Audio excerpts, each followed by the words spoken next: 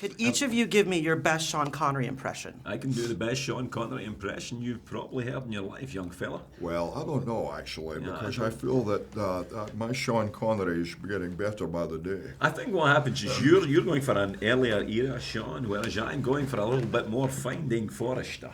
Well, the new Sean Connery looks like this.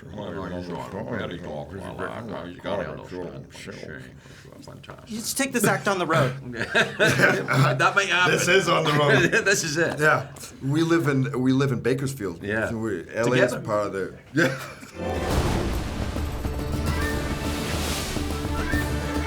Come on, bud. There's a whole other world of dragons out there. Unbelievable. What do you say? What should we name it? Itchy Armpit it is.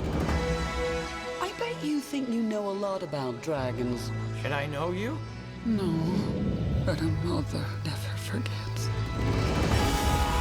Every dragon has its secrets. I'll show them all to you. Did you know about this? Let's talk about dragons for a second. Would you two want a pet dragon? Are dragons misunderstood? Yeah, I'd want a dragon. You kidding me? Yes. Like, if you could ride a dragon at work. You seen the 405? Can you imagine getting to and from the valley on a dragon? It'd be like that, 5 minutes. Yes, I would like a dragon. Because if your car doesn't have a personality, it can't fly, right. And it can't kill people. And it can't breathe fire out the front. That's cool. What if it breathes fire on you and you die? You're so negative. He's very negative. What if your cat What's wrong with eats you? your thingamajig when you're sleeping? You know, you just never know what's going to happen. Gosh. What if you drive your car and it crashes and it kills you? Yeah, I mean, negative. What happens if you eat something and you die? What's wrong? By the way, I did have a friend that ate something and died. He died. Yeah, sorry, man. Yeah. Anyway. How would you say this movie differs from the first one? Well, everyone's a bit older, and it's the dragons are. It's a different thing. Stakes are higher. Stakes are higher. It's darker. It's darker. It's darker, and everyone's moved on a little bit. Yeah, that's a very. We've been doing this all day. I've been listening to him. No, but I can't say anything now. No, but I did, and we've talked about this. It was like after the first one, which was so fun and entertaining and magical. I mean, I loved the first one. You thought, where are you going to go with this?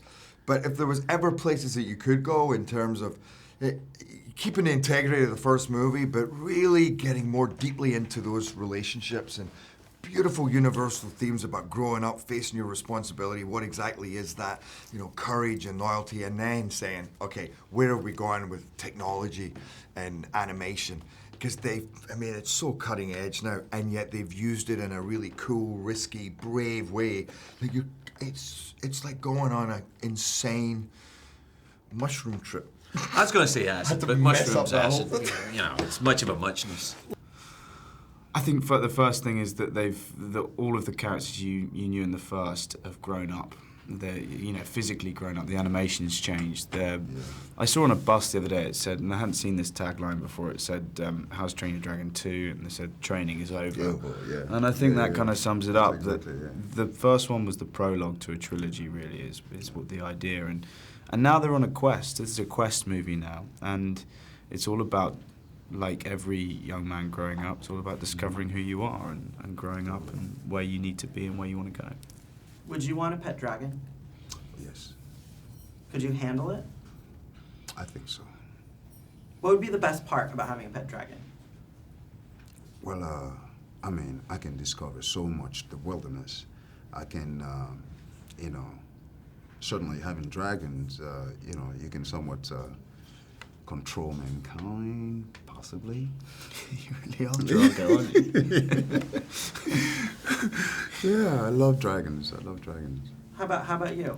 Yeah, it's something it's a weird thing that dragons have always sort of captured, humans' imaginations when we don't even know if they existed. They very probably didn't. But the funny thing is, just by the fact that we can conceptualize it, I think that to me they existed. And it's great, and I think it's. I love what they've done in this movie where he jumps off and he skydives and then gets back onto the. They've taken the idea of riding dragons to a whole new level, and that's what you can do in animation. Dad, there's something you need to know. Oh boy. I know what you're gonna say. You're as beautiful as the day I lost you. We're a team now. Now, what do you want to do? Drago's coming for our dragons. We have to stop him. Together. Don't worry, bud. I'm not gonna let anything happen to you. You have the heart of a chief. That's my boy! And the soul of a dragon. Ah, you know that doesn't wash out. When you two, let's say, were young kids growing up in Scotland, could you even fathomed any of this stuff? Yeah, more. I'm a little disappointed with how it's gone, actually. Yeah, that's right. I had higher expectations, but this'll do, I suppose. Were your dreams to always, be performers? Were they always to become actors? I think it has to be, or you'd quit at some point. You have to want to do it more than anything else because there are so many disappointments along the way, and so you have to do it because it's the only thing you can do. But in actual fact, in all seriousness, when I was 15, do you remember the movie Krull? Yeah. Okay, right. Yeah. So that was a fantastical kind of, not unlike this, but not an animated version, but like a Lord of the Rings. And I watched that movie, and then I dreamt that I was in it.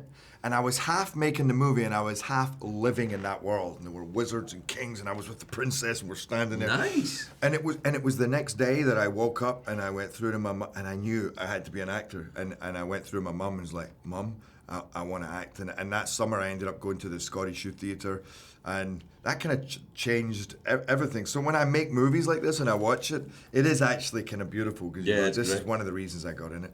Last question I have to ask you is after Sunday's episode, I don't know if you saw the viral video of the people's reaction to Game of Thrones. So I want to know, are you shocked at the zealotness of the fans of that program and how crazy they are about the show? It all seems to be turning quite sort of evil outside of the show, doesn't it? People filming each other and their reactions and enjoying the reactions of people actually seemingly physically in pain watching the show. I don't know.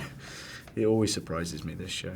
But no, I haven't even seen Sunday's episode, so I'll probably film myself. It's shocking.